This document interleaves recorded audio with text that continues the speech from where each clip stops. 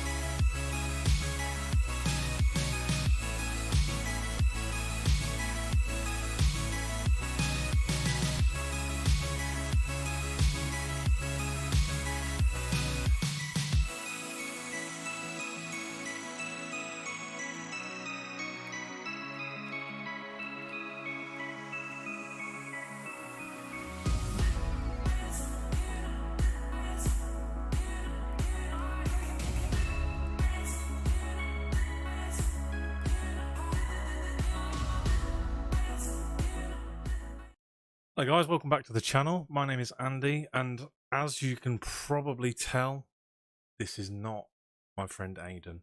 No, he's not gone down to Villa Park to protest the signing of Harry Maguire. He's also not left in disgust at Aston Villa's result in the FA Cup today. He's away with work duties, so unfortunately you're going to have to put up with just me today. But there's plenty to talk about, so if there's any new faces joining us, then hello, I'm Andy. I pretend to know about football most of the time. I have a co-presenter, Aidan, who, like I said, is away. I'm a Manchester United fan. He's an Aston Villa fan. I know someone's got to support him, right? But here we go. We're here and we're going to do it anyway. We've got plenty to talk about. Ben Ray, welcome in, buddy. Glad to see you in here. Go on the mighty Stevenage. Yeah, unfortunately, you've chosen a bad time to come and mock Aidan. He's away with work, mate. So don't worry. Come back next Sunday. We won't forget. We won't forget what the result is. I still have yet to see the highlights of the game, to be honest. But I think we had a classic FA Cup weekend. Some big upsets. I mean, we'll get into that. It's on the agenda for today, so we're going to be talking about the FA Cup, the third round results, and the fourth round draw. We're going to talk a little bit about the Everton situation. We're going to talk about Man United. Seeing as I'm on my own, I mean, I don't like to waffle on about Man United all too much when it's, you know, the both of us here. But we'll have a little bit of a look and from a biased point of view about Manchester United's recent revival. I mean, I've never been so excited to be a Man United fan personally. It's good to kind of look forward to watching a game and expect a positive result rather than, you know, be constantly worried that we're going to get a draw or, you know, lose to some minnow team. And a little bit of transfer talk as well, just what the recent rumours are surrounding some big transfer moves that could be happening in January. Of course, the transfer window is wide open. Not usually a busy one for Man United, but it sounds like we've got a couple of players lined up. I mean, we've already made our first signing. So, yeah, before I get started, though, I will say if anyone is here watching, just drop a little like on the video. I'd massively appreciate it. It does help push the video out a little bit more. And we're trying to push the socials as much as we possibly can as well. So if you want to get the socials, they're down in the description below. And also if you !Discord in the chat, we have started a Discord to try and get a bit of a football discussion going on there as well. So if you want to join that, please feel free. Skill shots, welcome in. Yeah, let's get straight into it then. Topic one on today's agenda, the FA Cup weekend. So I somehow managed to miss the draw. I knew the draw was at 4:05 this afternoon, but I missed the draw. Pretty pleased with the result. I'll get to the draw afterwards. But like I said, we've had some big upsets in the FA Cup this weekend. Forest getting absolutely torn to pieces by Blackpool. Newcastle losing to Sheffield Wednesday. The mighty Aston Villa being knocked out by Stevenage. I'm not sure if it's as big an upset, but still Wrexham managing to beat Coventry to get through to the fourth round. So that's always nice to see. I think Wrexham get a lot of the spotlight now, obviously with their owners being, what's his name, Ryan Reynolds and the other guy who's not as famous. And Leeds on the verge of almost losing their game today as well. Let's not talk about Chelsea. But the thing is, I've got Chelsea to talk about on the agenda because I don't know. Are you? If I'm taking it that you're a Chelsea fan, Skill Shots. I mean, if you are, let me know. We can have a little bit of a chat about that. But yeah, Manchester United. Like I said, we beat Everton. It seemed a little bit shaky to start off with, like De Gea making his mistake. But in the end, it turned out to be quite a comprehensive win for Man United. I mean, we're just doing all the right things now. I know Everton are in turmoil, so I mean, I don't know what to say about Everton at the minute. I mean, I have got a section on the open letter that they got given from the fans. Yes, you are a Chelsea fan. Oh, I'm sorry to hear that. I mean, Pep's backed your manager today. He come out and said, give him time. He's a good manager. Trust the process. And I think that's probably going to be the case. I mean, how long's Potter been in charge now? Not very long at all. This is his first transfer window. He's got to put his authority on the team, So, I'd like to hear the thoughts on the Wolves goal being disallowed when so many photos show he was onside. Yeah, so over on our TikTok, if you do follow us on TikTok, we've got a couple of different series running on there at the moment. We're just trying to play around with it, and yeah, that was one that we looked at.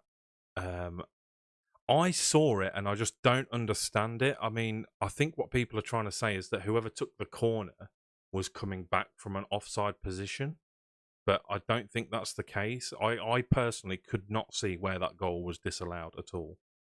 And I haven't seen the full highlights of the game, but again, a lot of the murmurings on Twitter are it was just a fixed game from start to finish. Even the first Wolves goal looked a bit weird, like Alisson just straight passing it to Guedes. So, I don't know. Liverpool have got a second chance. They've got to go away. Like Wolves going to Molineux is always a tough game anyway. No one's going to like having a congested fixture list in the coming months. I know United have just had a game rescheduled because of fixture congestion. But yeah, I think, I don't know. I'll have to have a look at that corner thing again because I wasn't aware of that until earlier on this afternoon. But if that's the case, then yeah, fair enough. But other than that, I can't see anything wrong with that goal. Leeds as well, winning late on. What else was sort of controversial? I don't think there was much controversial. I mean, Newcastle, you'd never expect Newcastle to go out. I don't know, maybe that's Eddie Howe kind of overestimating what his team can do because they're absolutely flying in the Prem. They did put out a bit of a second string team, but it turned out the second string wasn't good enough. I mean, Dubravka's just been recalled back to Newcastle from United. He gets a start, and to be honest, there's nothing he can do about either of them goals. The second one especially, what a finish that was, honestly. I'd say a very much deserved win by Sheffield Wednesday. And they'll be pleased because they got Fleetwood in the next round as well, so they'll be extremely happy with that. It shouldn't have been done, a ref, of course. Shouldn't have been disallowed. Yeah, I will have to have a look back at that. By the time I'd heard it, it was a bit too late to go back and look. But yeah, have a look at, because it comes from the corner, have a look at if the person's coming back from an offside position, whoever took the corner. I didn't think it was personally, but who knows? So the draw then, I mean, the draw has only really tossed up one tasty fixture, and that's assuming that tomorrow Oxford lose, and that's going to be Man City versus Arsenal. The rest of the fixtures, you've got Preston against Tottenham, Southampton, Blackpool, Wrexham, Sheffield United, Ipswich Town, Burnley. We've got Reading, Luton or Wigan against Grimsby. You know, it's all just League One teams, League Two teams against Championship and Prem. And then Man City or Arsenal. Someone has missed a payment. There's someone in the Man City accounting team, because Man City have been getting hard draws this year. They normally get the easiest draws known to man. And it seems like someone's probably switched up Man United and Man City, because we seem to be getting favourable draws in competitions, apart from Barcelona in the Europa League, but we won't talk about that for now. But yeah, Reading in the FA Cup, Charlton in the EFL Cup is our next game midweek this week. So yeah, I mean, I look forward to it. I mean, we're absolutely desperate to get silverware at Man United. Absolutely desperate for it. And I think Erik ten Hag is doing all the right things. I'll talk about that when we get to the Man United section on the episode. Sean, Southampton beating Palace was a big result for Nathan Jones, who looks so incompetent and out of depth. Yeah, Southampton seems to be a bit of a poison chalice. They have just... I can't remember the name of the guy. If anyone in the chat can remember, Southampton, I'm sure, have just had a bid accepted for someone who's... It's Orsic, isn't it? That's it, Orsic. Southampton are getting Orsic. What a player he is. Honestly, in European competitions, he's always there or thereabouts, scoring mega goals. And I'm sure he scored a goal that knocked out a big English team as well. Yeah, Orsic. Honestly, that's an underrated signing if ever I've seen one. I've probably jinxed it now because I called Guaita underrated, but yeah, keep an eye on Orsic. I'm telling you, he's going in my dream team for a fact. Absolutely, Orsic is going in my dream team. He'll be creating stuff for them, and I think as long as they can get people on the end of his crosses or get people playing him in, he'll be doing well. I really think he'll do well. Reading should be easy for you. Yeah, that's what I'd like to think, and that's what I was just saying. Like, as a United fan, if we was to go back to Ralph Ragnick times or Louis van Gaal times, you know, I'd be going there thinking we could easily lose any single game. 8 million or something as well. Yeah, honestly, that's probably, until more business is done. I know it's only the 8th of January, but until more business is done, that's looking like probably one of the signings of the window so far. So yeah, look forward to the next round of fixtures. It will be played between Friday the 27th of January, Monday the 30th, so that's something to look forward to. Next on the agenda we're going to talk about is the Everton fans' open letter. Now, Everton fan groups have got together this week and written an open letter to the owner, Farhad Majiri. I don't know if I'm saying his name right, so sorry if I'm not. And essentially said that, look, you're failing the club as a board, as an ownership group. You know, we're not just going to keep going through a cycle of sacking managers, getting a new one in, spending a shitload of money on players. I think FFP is now pinching at Everton as well, so they can't spend their way out of this mess. And to be honest, their signings, they've not really performed. I mean, Neil Maupay, I know they weren't expensive signings, but Maupay's not really shining like he did at Brighton. Connor Cody isn't exactly, he's not even one of England's, top 5 centre-backs. And then, Alex Iwobi looked absolutely electric at towards the end of last season and the start of this season, but he's just sort of falling off. We spoke about it on an earlier episode that he got his shirt thrown back at him that he threw into the crowd as well. So I don't know.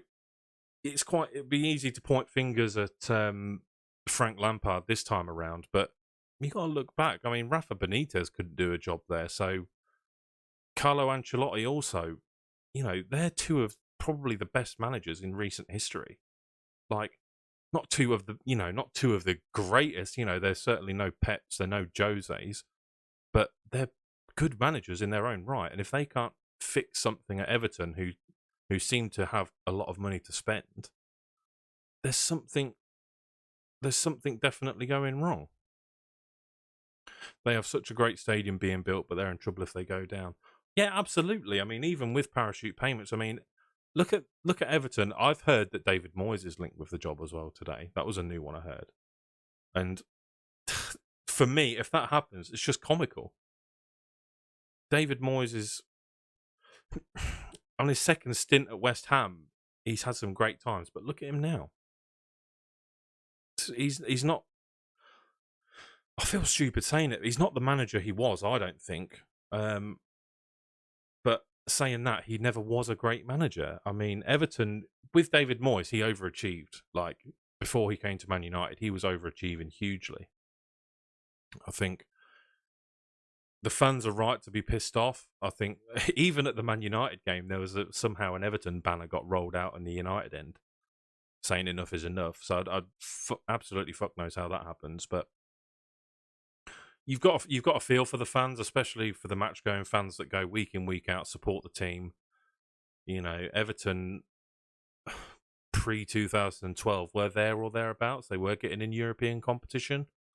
Like Sean in the comments says, you know, they've got this brand new stadium being built. They're meant to have like an exciting future, but all they do is lose games, and they're sitting in 18th now, and they are in a real danger of going down.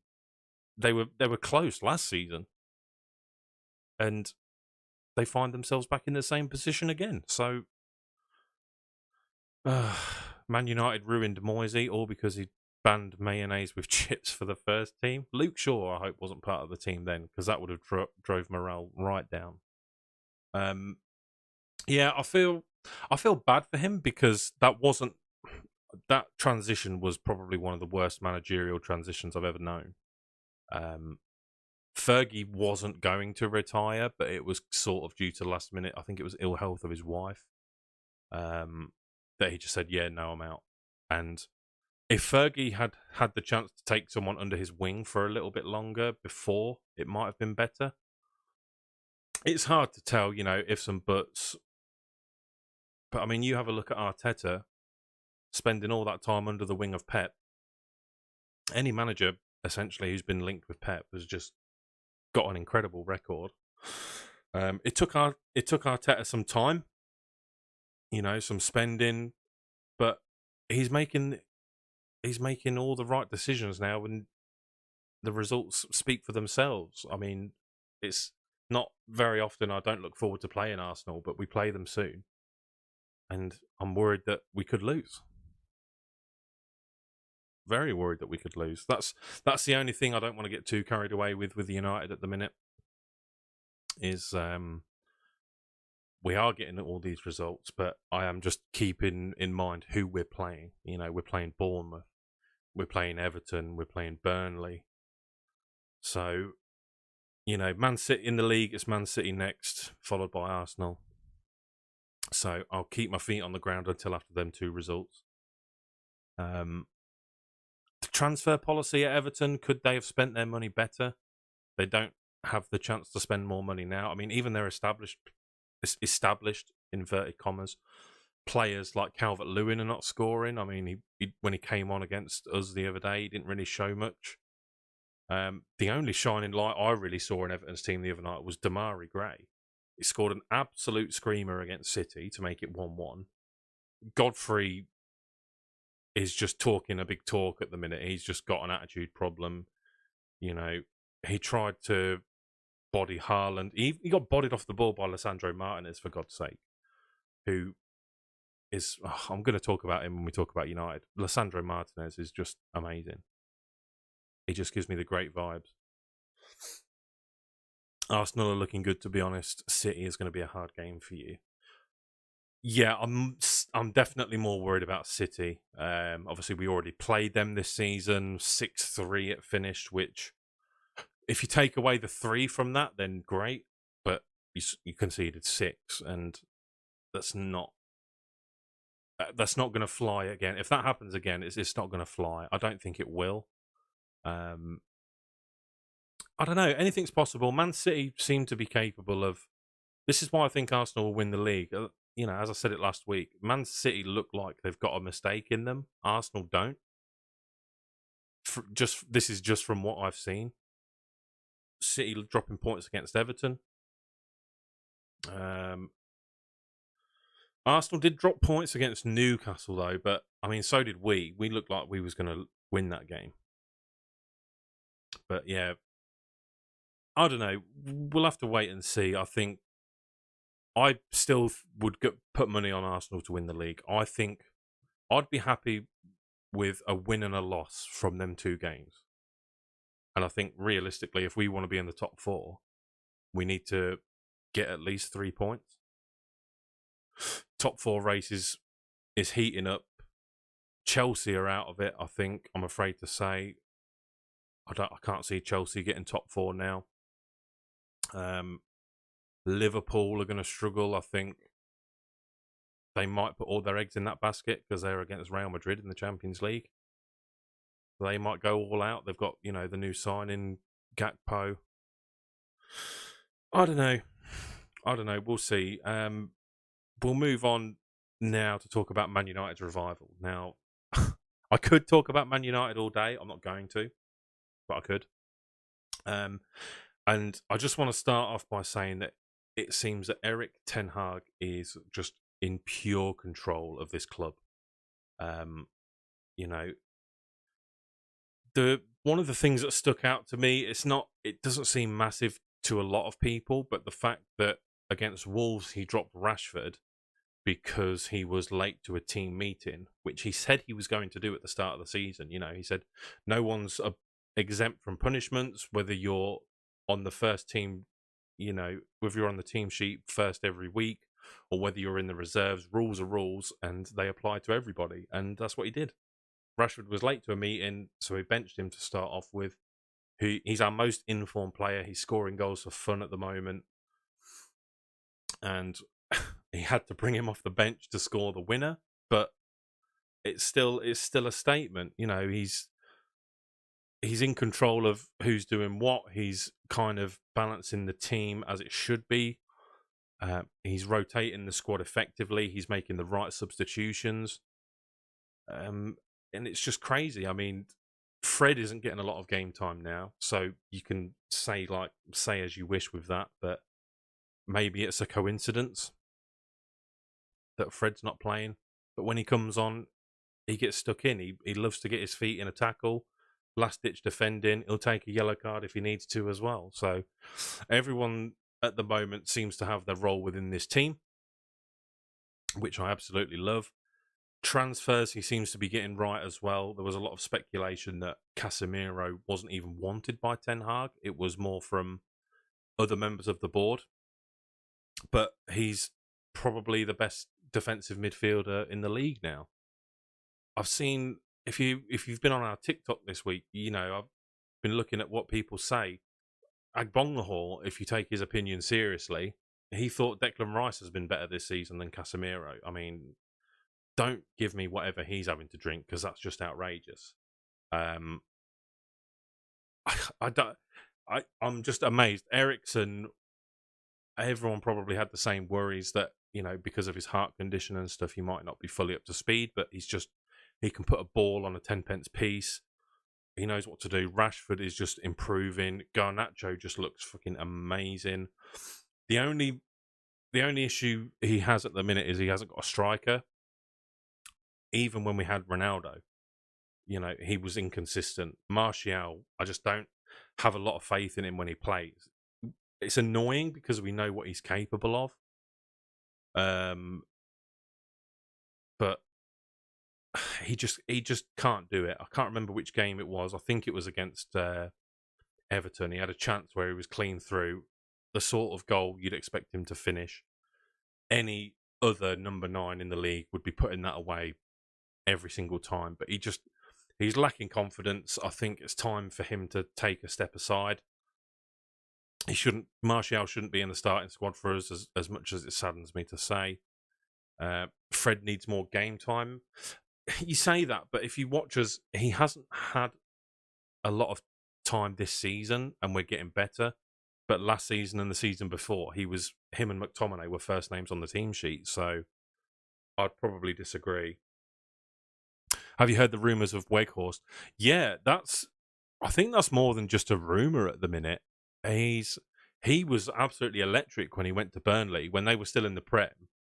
He would be probably perfect for us, but I don't know. He's not going to be a long-term option because the rumours are it's a loan with an option to buy for 10 mil. So it might be a good option. I know that like I said last week, we missed out on Gakpo because we weren't able to afford the upfront fee. So I know that, and John Murtagh has come out this week and said that we haven't got money to spend in January. So it sounds true, and it looked like when he played for Besiktas the other night, he scored a goal and he went over to the fans and he was like doing, the heart thing, and it almost looked as if he was saying goodbye to the fans. So there could be something in that. I'd say if that's going to happen, that'll escalate this week. And also, Fabrizio Romano is someone who I tend to follow on Twitter for the transfer updates. He's very, very reliable. He said that the green light's been given by, Weghorst and his camp. So it's just now up to Erik ten Hag, Burnley and Besiktas, because he's only on loan there as well at the minute. So absolutely, bring him in, give him a chance. I'd give any striker a chance at our club at this moment in time. Honestly, I would, over Martial, because he's just not clinical enough. Just needs someone who can finish. Sean reminds me of Giroud. I think we was even linked to Giroud as well. I'd take him. I'd take him on loan until the summer. Absolutely. Just someone who can absolutely finish their dinner. Like Rashford is playing out on the left, Antony out on the right. They're coming in. They're cutting in, scoring goals. Bruno's scoring goals from the midfield. But our striker isn't. So, say that.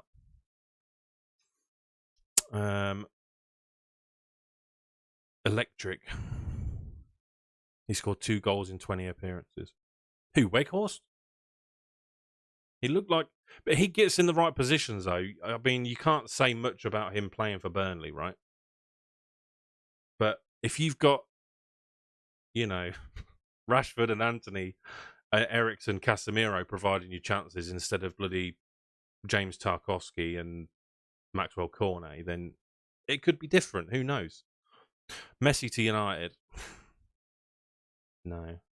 I really thought the year that Ronaldo came back to us that he'd be going to City. I don't know why he never went to City. I don't know. Maguire hasn't got a role in the squad. He's still the captain, which baffles me. And that's one thing I don't like as well. When he doesn't start, but when he comes on in the 80th minute, he gets given the armband, even if Bruno's still on the pitch. Which I don't think that's right. Bruno takes the armband when Maguire's out the squad, right? If you're the captain, stay the captain for the whole game, I think. You've played the whole game, you know the tempo, you know what's going on, you know what they're playing at. I don't know, what do you think? The final thing I want to talk about on Man United actually is Wan-Bissaka. Now, he's had to come back into the squad purely on the basis that Dalot has picked up an injury at the World Cup. And he's looked amazing in these last few games. We know Wan-Bissaka has always had it in him to be good. But before Dalot came back from loan, he couldn't do it. He never was doing it. And it just annoys me. It's the same with Martial as well, that you know what a player is capable of and they just don't do it. So it's starting to get to the point where, as a fan, you're going to be more forgiving for Martial because, his debut goal against Liverpool, you've got a soft spot for your own players, right? And I don't know. I don't know how to explain it. I've got a soft spot for Martial, but Ten Hag, I feel, is more cutthroat. He's not going to care about the nostalgia. He's going to do business as it is. So he's going to go, well, look, you're just not performing, mate. So off you go. And he's probably going to look at Wan-Bissaka now and say, well, yeah, you've had a good 3 games, but you had a shit 50 games before that. So off you go. I don't know. I'd like to see him stay as a backup, considering how well he's been performing. I don't see us going in the market for a right back. We don't have any other right backs at the club that we can use either. So we'll see. it's just about, by the end of January, we'll see how ruthless Ten Hag really is. Wan-Bissaka playing more of an inverted fullback role rather than overlapping. Yeah, I mean, the thing that was always bad about him, like before Ten Hag, was that he just couldn't pick up the ball and run forward, like, or find the pass. So he'd pick up the ball near the halfway line, lose it, and then we're in the shit. And what happened against Man City, when one of the many times that they've fucking smashed us over the past year or two, was that they knew that Wan-Bissaka was the weakness, and their goals all came from their left-hand side, because they knew that if you just go at Wan-Bissaka with two players, you're going to get the ball and you've got an easy attack. So, yeah, I think he'll still be back up to Dalot, in my opinion, but I just think that I don't know why there's been a lot of speculation he's moving to either Wolves or Crystal Palace. But I'd say don't get rid of him. He's a good backup. Yeah. I don't know. I'd hate to see him go, because again, I just have a soft spot for him, and when he plays against Liverpool, he absolutely pockets Trent as well. I think Bissaka could make a good CDM. He's got the traits for it. I don't know. I don't agree personally. I think because he can make a good tackle, but he always goes to ground when he makes the tackle, which you don't want in a CDM. Because if you go to ground, miss the tackle in the CDM, then you just blow it wide open, you know. Casemiro is perfect. You know, and I can't... Can you see Wan-Bissaka playing as Casemiro plays? Like, absolutely not.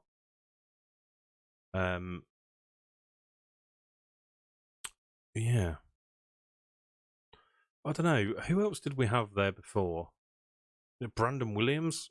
He was a left back, and they was talking about putting him at right back, but I'd personally get rid of Brandon Williams.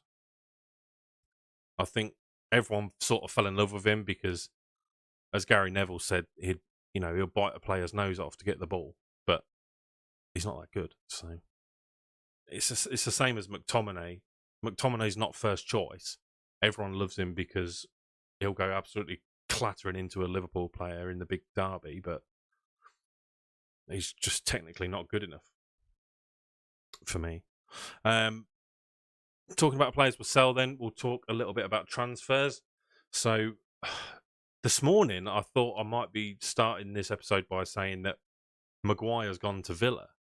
It's still not completely out of the equation, but there was a picture circulating on social media of Maguire in a supposed meeting with his agent, discussing a move to Villa. It's been denied by both sides now. I think Fabrizio Romano tweeted earlier, both sides are denying it. There's no plan for Maguire to move at all.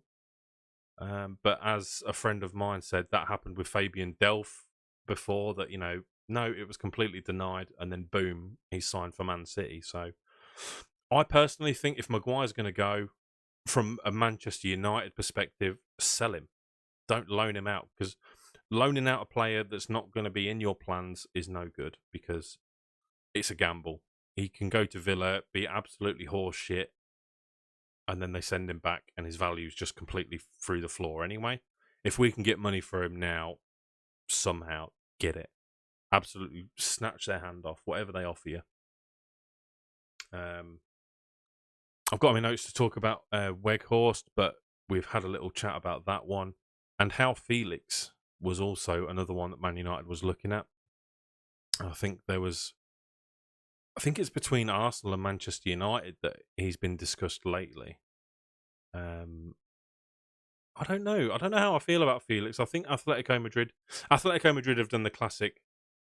There's certainly a possibility that he could stay at Atletico this January. He might want to leave, but they're just posturing because they want a massive loan fee, and they want United or whoever buys him, loans him, to pay all the wages. So I think it's just posturing. I think by the end of January, he'll probably be moved to one of the two. I wouldn't mind having him. He plays well. I think he'd be better personally than Weghorst, because Weghorst is literally just an out-and-out number 9. whereas Felix could probably play across the front three anywhere, you know, or sitting behind a number 9. So I don't know. Who knows? Man United signed Anthony for 80 million. Is cooking up a deal for Mudryk right now. The Brazilian fidget spinner. Yeah, to be fair, now we have to balance this out. I can't remember who it is against when he did that little spinny thing in the Europa League and kicked it out. But he absolutely spun the living daylights. He ended 2 Everton players' careers the other night. Absolutely spinning them out. So we'll say that was a good one. We'll say that's 1-1, Anthony, now, okay? For your little spins. Something I'm not prepared for in January, again, is to every single day waking up and reading about Frankie de Jong. I just hope that rumour's put to bed now, because in the position we need him, we've got, well, not the position we need him, but Casemiro's in the midfield, normally a bit more defensive, and then Eriksen's there, Bruno's there. You're not going to spend Frankie de Jong money to have one of them on the bench. Bruno and Eriksen's going to be in our starting 11 as much as possible. So I think, again, it's just people trying to get Barcelona and Man United into a headline together because they're playing each other in the Europa League. But yeah, Frankie de Jong, don't see that happening one bit. Our loanee, Amad Diallo at Sunderland, the fans are absolutely falling in love with him at the minute. I would love to see Diallo come back, but I just don't think he will, because when you've got, well, if Sancho doesn't come back, then maybe. But when you've got Rashford, we're looking at a new striker, Anthony. When they're all on form, Diallo's getting nowhere near the team. Garnacho's going to be the first choice substitute for when we need a goal. So that's really it. I liked him. He made his debut against, was it AC Milan in the Europa League, and scored that backwards header. I really like him, but I think if we can get money for him and fund a big money move in the summer for a striker, that would be 10 times as ideal. But yeah, let me know what you guys think. That's really all about I've got this week. With Aiden not here, you know, I can't go. Aiden, what's your thoughts on that? It's kind of sad, but yeah, like I said, Aiden's got work commitments, so we're still doing our TikTok stuff. So if you haven't followed us already on TikTok, please go and do that. We're posting some new stuff on there every day at the minute. It's quite good fun. As I said before, !Discord. Let me just give that a little drop in the chat. If you use Discord, please come over and join. We like to try and stir up some chats in there. If you use Discord, good place to be. You get notifications about when we go live as well and what we've scheduled. And we're trying to get people's suggestions on topics to talk about on the show. If there's something really that you want to talk about, I think getting tagged on Twitter, we do see. Sometimes we miss the stuff on Instagram. But if you can just whack it all into the Discord, there's one place, and then we got something to talk about if there's something you particularly want to see us discuss. But that's about everything. Ben, Sean, Skills, everyone who came out to watch the episode today, thank you very much. As always, if you haven't already, share the channel with your friends. Tell them to come over and get involved if they like to talk about the football. Give any of our social medias a follow that you haven't done already. And we'll see you next Sunday. Thank you very much, guys.